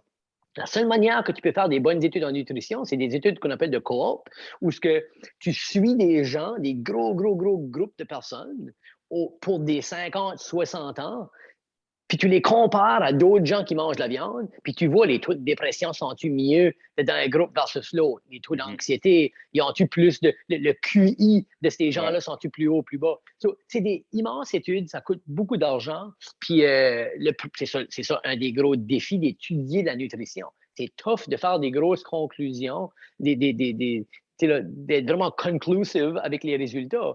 Parce qu'il y a tout le temps c'est-tu bien le placebo? Ben, les gens qui mangent plant-based, ils ont peut-être tendance à être plus actifs, puis moins fumés, puis faire d'autres choses qui améliorent la qualité de vie. Ils sont plus health conscious. Les études préliminaires montrent vraiment que right now, les gens qui mangent plant-based ont moins de brain fog, qu'on appelle, dorment mieux, l'état psychologique est mieux, ils ont moins de maladies. Puis ça doit sécréter une hormone comme, je ne sais pas si elle est là, la sérotonine. Non. Ben, la sérotonine, c'est qu'on appelle l'hormone du calme. Ouais. Elle est presque en grande partie produite par ton microbiome, par les cellules, par les bactéries, qui vivent dans ton intestin. Là. C'est sûr que les populations de bactéries que tu as dans ton intestin vont influencer la quantité de sérotonine que tu as. C'est là. Puis si tu as des bonnes bactéries, les bonnes bactéries, c'est eux autres qui sécrètent les short chain fatty acids, les produits chimiques qui nous donnent des bénéfices. Si tu as plus de ces bactéries-là, tu vas avoir plus de taux de sérotonine, right? Puis les études montrent ça. C'est juste tellement complexe à essayer de faire une étude là-dessus. C'est là, ça. Tout ce qu'on a, tout ça, c'est des anecdotes puis des études qui sont relativement récentes, des dernières 10-15 ans. Mais je veux dire, je crois que c'est quoi, comme 80% des études sur la plant-based diet qui ont jamais été faites, ont été faites comme dans les derniers 5 ans. C'est une sphère de la médecine qui évolue hyper rapidement. Puis il y a une raison que, tu sais, quand moi j'ai commencé en 2014, là, j'étais tout seul, puis personne n'avait même entendu le mot plant-based. Puis à ce temps, tout le monde entend plant-based parce que ça met plant-based sur ton sac de chips, ça met plant-based sur ta protein bar, ça met plant-based sur ta saucisse au Tim Hortons. C'est beaucoup plus trendy. Qui est plate parce que ça va faussement réassurer les gens que c'est healthy, OK? Mais aussi, en créant plus de visibilité pour le mouvement plant-based, ça augmente la quantité de fonds qui va être ramassé pour faire des bonnes études, right? So, faut tout le temps faire attention à ça parce que, comme je dis, quand quelque chose vient trendy, ça vient recommander, puis les gens perdent le concept que plant-based n'est pas égal santé, OK? Tu peux manger des choses plant-based qui sont très mauvais pour toi.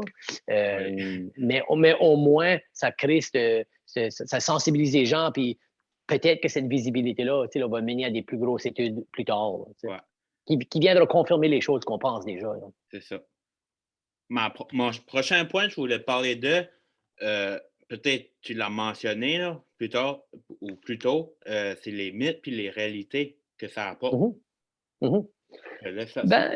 Oui, la première mythe que les gens vont entendre quand ils embarquent sur une diète plus à base de plantes, c'est où est-ce que tu prends tes protéines. Parce qu'il y a un genre de... Le dicton, c'est pour être un homme et développer des muscles, tu as besoin de manger de la viande, right? Les gens oublient qu'il y a des protéines dans les plantes. C'est ça, c'est du bon marketing qui existe de longtemps passé, right? Puis moi, je suis là pour essayer de briser ce mythe-là parce qu'on sait que si tu as assez de calories d'une diète à base de plantes, d'une variété de plantes, tu as absolument une bonne quantité de protéines. Les gens devraient manger à peu près 0,8 grammes de protéines par kilogramme, qui pour une personne qui fait 70 kilos, par exemple, 75 kilos, c'est n'importe quoi entre 55 et 75 grammes. Moi, j'ai des patients qui sont des jeunes femmes de 20 ans qui pèsent 110 livres, qui mangent des 120 grammes de protéines par jour avec des protein shakes. Le monde pense que protéines est égal health food. Au contraire, right, comme ton corps a besoin d'un certain nombre de grammes de protéines, puis une fois que tu dépasses ça, ces excès de protéines-là sont simplement transformés en glucose ou en sucre ou storés, emmagasinés comme du gras. So, la raison que les gens pensent que tu as besoin de protéines, de plus de protéines, ça date de 50 ans, ce mythe-là. C'est pas vrai. Puis les gens qui embarquent sur une diète à base de plantes ont amplement de protéines à condition qu'ils mangent une diète d'une variété de plantes avec assez de calories. La deuxième, c'est que les gens ont peur de déficience. Si tu embarques sur une diète à base de plantes, tu vas manquer de toutes sortes de nutriments. Que je trouve comique parce que les gens qui disent ça sont souvent les gens qui ont mangé un muffin puis Yeah. un ice cap Mm. pour déjeuner, puis tu sais là, un wrap au Tim Hortons pour dîner, puis microwaver une pizza pour souper. Puis dans le fond, on le sait, tu sais, là, il y a à peu près 60 fois plus d'antioxydants dans des plantes puis dans des légumes qu'il y en a dans l'équivalent en viande. So, en termes de vitamines, minéraux, antioxydants, phytonutriments, tous ces produits-là sont concentrés dans les plantes. OK? So, on ne va pas être déficient dans grand-chose. Il y a de la vitamine D qu'il faut considérer. La vitamine D, c'est la vitamine c'est vraiment une hormone, la vitamine D, là, mais on appelle ça la vitamine D. C'est une vitamine qui est produite à partir de l'effet des rayons ultraviolets sur la peau. Nos aliments à base d'animaux sont fortifiés en vitamine D. So, tu sais, là, les gens pensent que tu vas manquer de vitamine D dans un régime à base de plantes. Ben, c'est pas que tu vas en manquer, c'est que si tu manges du whole food, tu n'es probablement pas en train de manger des aliments fortifiés. Toi, tu peux bypasser ça juste en prenant une vitamine. Là. Yeah. Puis la vitamine B12 aussi. La B12, les animaux ramassent leur B12 dans la nourriture qu'on leur donne ou sont supplémentés avec la B12. C'est pas des animaux qui contiennent la B12. So, les gens, des fois, vont dire tu vas à base de plantes, tu vas manquer de B12. Les aliments sont supplémentés en B12. Les animaux, sont supplémentés en B12, puis on mange des animaux. Yeah. So, c'est sûr que le régime à base de plantes, on va te recommander de soit prendre les mêmes aliments fortifiés, la B12 dans les laits, lait d'amande, lait de soya, un peu, etc. Mais tu peux aussi bypasser ça puis prendre une vitamine. So, yeah. Les deux gros mythes, c'est la déficience en vitamines puis la déficience en protéines. Puis dès que tu fais un petit peu de lecture, un petit peu de recherche, puis tu t'informes, tu vois que c'est vraiment pas un facteur du tout. Puis moi, je suis maintenant sur cette diète-là, ça fait longtemps, plusieurs années. Puis ma santé n'a jamais été mieux, puis je manque pas de protéines, puis je manque pas de vitamines. Ouais. T'avais-tu quoi à rajouter? J'essaie de penser juste les autres mythes aussi. Je pense que c'est les gens, des fois, ils pensent juste que des aliments. Là, je donne l'autre qui me revient à la tête tout de suite que j'entends, puis j'en ai 50 des exemples, mais c'est tu as besoin de lait pour ton calcium. Faut pas oublier que les vaches ramassent leur calcium en mangeant des plantes. Là, ils ramassent leur calcium de la même manière que nous autres, on peut le ramasser en mangeant du calcium dans nos plantes. Okay? So, à la fin de la journée, le dit-on de tu as besoin de boire du lait pour avoir des bons os, puis pour pas faire de l'ostéoporose plus tard. C'est tout des mythes. Ça. À la fin de la journée, si on regarde dans les études, il n'y a pas de lien entre la protection osseuse puis la consommation de lait. Même, il y a beaucoup d'études qui montrent le lien inverse, que les gens qui mangent ou qui boivent beaucoup de lait ont des plus hauts taux de fractures, puis plus hauts taux d'ostéoporose. So, c'est comme genre que, quand tu vois une annonce qui dit « Milk, it does a body good », faut pas oublier ce qui paye pour ça, c'est l'industrie, les compagnies laitières, right? C'est pas le gouvernement. Si tu as ever checké, puis c'est peut-être moins important pour les gens qui sont plus en grade 5, là, mais le guide alimentaire canadien a changé en 2019, puis il a complètement révolutionné la manière qu'on voit les choses. Le gouvernement a dit on enlève tous les biais de l'industrie, on enlève le pouvoir décisionnel de toutes les grosses corporations, on se base simplement sur la science. Mais qu'est-ce que la première affaire qui est arrivée dans le nouveau guide alimentaire? Ils ont enlevé le groupe produits laitiers, puis ils ont enlevé le groupe viande et substituts. Ils ont dit, au lieu de boire du lait, bois de l'eau. Super, great, meilleure chose qu'ils auraient pu dire.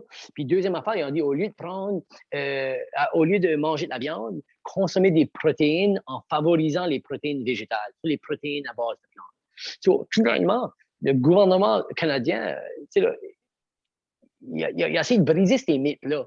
On est déficient en vitamines, on a besoin du lait, on manque de protéines en disant on va adopter un guide alimentaire basé sur la science, puis ce guide alimentaire-là ressemble beaucoup plus que ce qu'on décrirait comme une plant-based diet.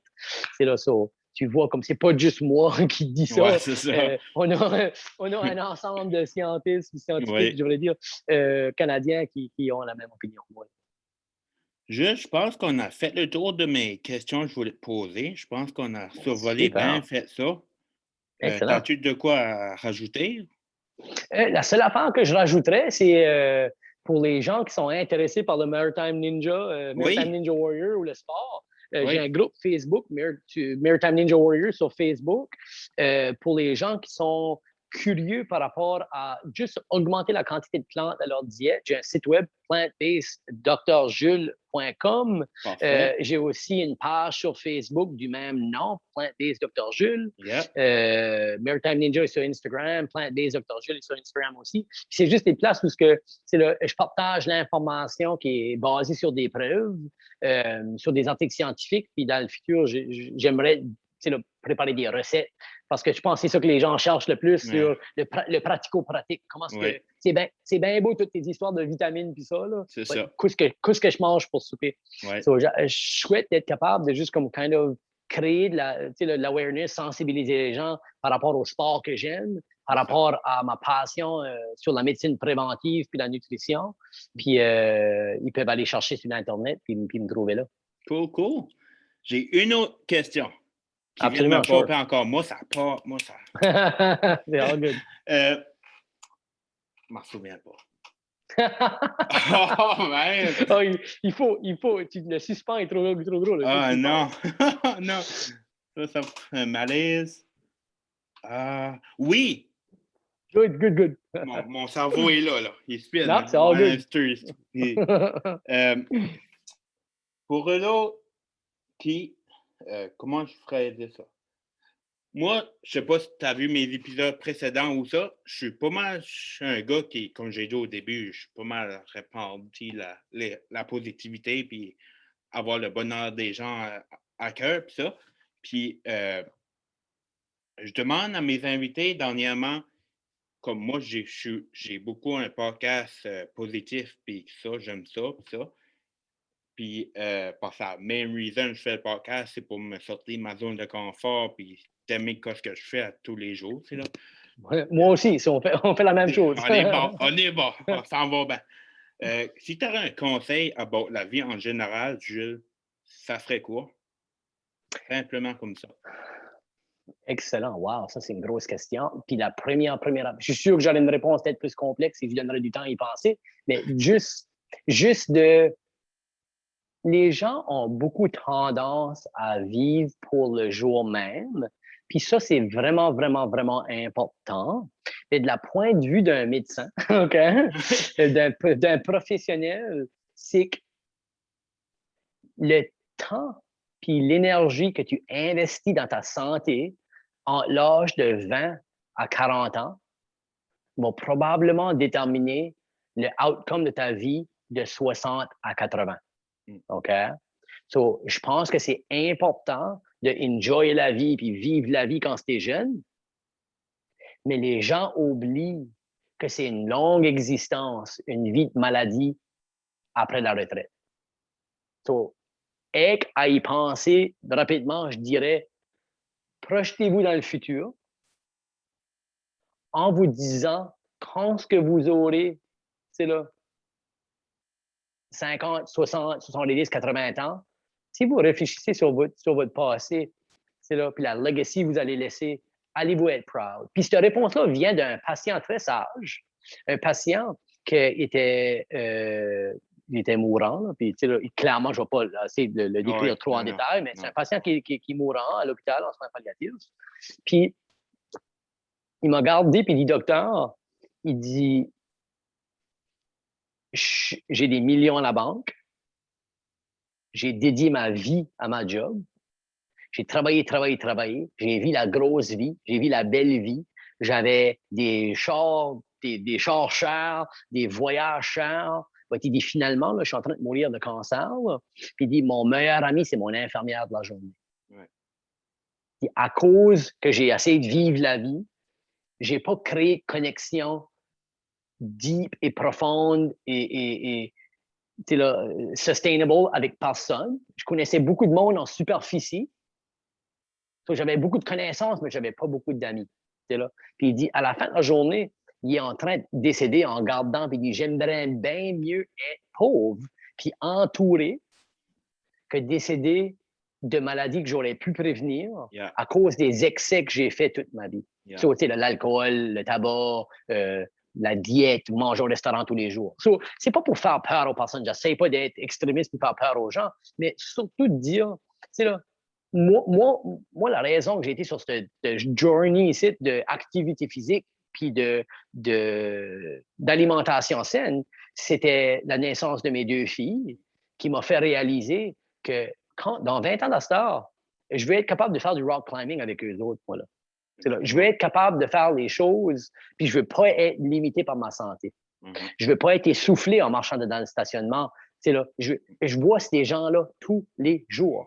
Puis c'est bien beau, enjoyer la vie entre 20 et 40 ans. Je suis d'accord avec ça, enjoyer votre vie. Mais il y a un équilibre que des fois les gens oublient qu'à un moment donné, il faudra vivre les conséquences de nos actions plus tard, right? So, je finis ça tout triste, là. Je me sens comme mal, mais c'est comme en tout cas, mon take-home message, c'est que prenez-vous garde à votre santé, prenez garde à votre nutrition, trouvez-vous des activités, puis des passions, puis des loisirs qui sont healthy, physiquement et psychologiquement, parce que beaucoup de ces choses vont déterminer comment est-ce que les derniers 20-25 ans de votre vie vont aller. C'est là. Puis en tous les bouts de gens qui vous aiment, soyez ouverts, soyez honnêtes, be an open book avec les gens qui vous faisaient confiance, parce que vous verrez, les gens qui vous aiment vraiment vont juste venir plus close avec vous autres une fois qu'ils savent qui ce que vous êtes vraiment. C'est là. Au lieu de tenir ça avec 1 million d'amis sur Facebook, puis mais personne ne te connaît.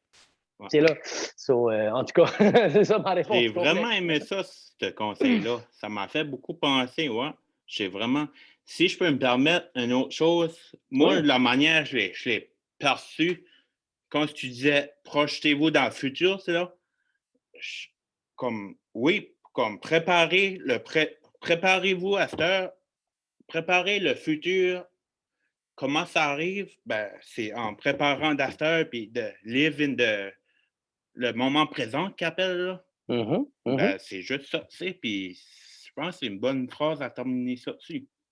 Super, ben, j'apprécie ça. Puis comme je dis, tout le monde va l'interpréter de la manière qu'ils veulent, mais je pense que... je pense que juste comme si tu es sur ton lit de mort, à un moment donné, tu veux être capable de garder sur ton existence et dire, j'ai vu une vie qui a laissé une marque positive sur les autres. Je voulais faire. Ouais. C'est ça, exact. Puis surtout, comme il y a le concept des accomplissements, mais aussi, moi, si que je meurs demain, puis que je sais que les gens autour ont à dire Jules, c'était une bonne personne, ben, ma vie a valu la peine d'être. C'est là. Peu importe les accomplissements, juste d'être entouré de bon monde, puis d'avoir le respect des gens. C'est là. Nice. Puis d'avoir ma santé le plus longtemps possible. Jules, Commis, un gros merci, man. C'est moi qui te remercie, hein? J'ai vraiment adoré, j'ai vraiment apprécié. J'espère que mes auditeurs ont apprécié comme moi j'ai apprécié le faire. Oh my God! C'était nice. Ben, j'apprécie ton support dans tous mes nouveaux petits projets. Ouais, puis anytime, man, tu veux revenir sur le podcast ou whatever, je suis open.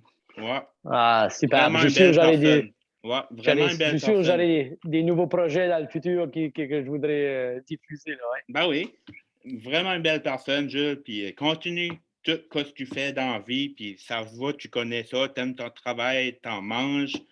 Puis ouais, continue ça, man. Puis that's the way to go. Là, je vais juste faire mes remerciements à mes fans. Oui, sure. À mes auditeurs, auditrices, j'espère que vous avez aimé la belle discussion que j'ai eue avec mon invité pour l'épisode 41 du Talk for Podcast avec Jules Cormier, mon invité. Puis sur ça, moi, vous pouvez entendre ma voix, ma belle voix. Ben, je sais pas, j'ai une belle voix, là. Mais sur Facebook, sur YouTube, sur Spotify, sur Balado Québec, je suis pas mal partout.